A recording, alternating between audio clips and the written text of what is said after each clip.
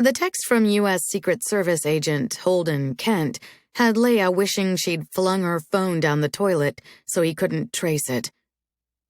It also had her heart rate picking up in that irritating way it did whenever she had a conversation with the man. After more than 2 years of him being the lead and often only agent on her detail, you'd think her reaction to him would have faded.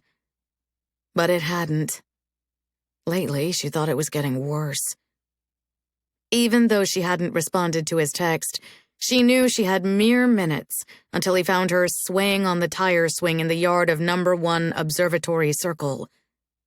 Joe Biden had installed the swing during his vice presidency, leaving a note to his beloved wife engraved on the tree.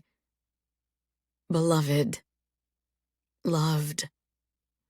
Wife. Her stomach flipped, and nausea flew through it. She wasn't ready to be any of those things. And yet, the time had come for her to make a decision.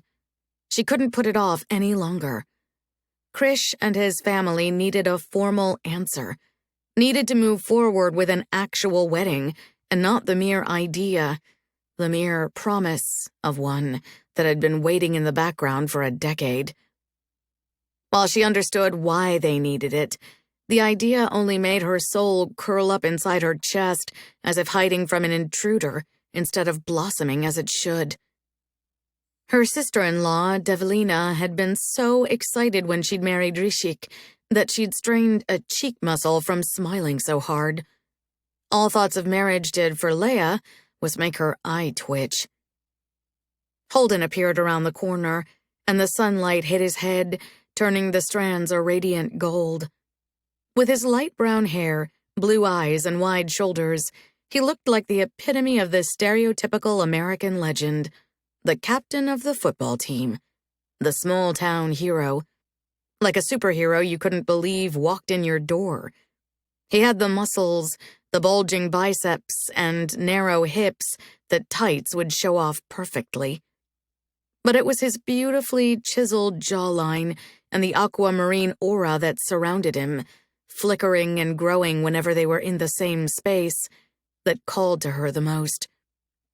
Her fingers itched to draw every curve along a clean canvas.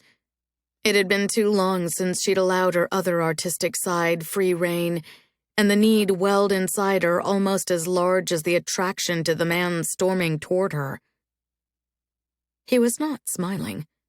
He rarely smiled, as if doing so would be some violation of the Secret Service code. But as he drew closer, she could see there was more than just somberness surrounding him today. His dark brows were furrowed together, and his jaw was clenched tight. It felt grim, and her heart beat wildly for a moment, thinking of the times he'd come to her with bad news. She wasn't sure she could take more. He stopped a few feet away from her on the tire swing, watching as she swayed back and forth, assessing her as he did every single time he came into her presence. It was as if he took in every single molecule to make sure she was unharmed. "You should have returned my text," he said, and the deep timbre of his voice settled over her like a blanket, strangely soothing while at the same time her entire being danced furiously, as if called to a chorus only he knew how to sing. He put his index finger to the two-way mic in his ear and said, "Firefly located on grounds. Stand by." "I'm allowed to move around the grounds without you following me," she replied, lifting her chin and arching one eyebrow in a challenge. He was in a suit today, just like when he'd first shown up in Grand Orchard over 2 years ago, after her father became the nominee for the vice presidency, and the hate groups had come out in full force. It was perfectly tailored to hide his weapon, perfectly tailored to sit across those broad shoulders like a second skin.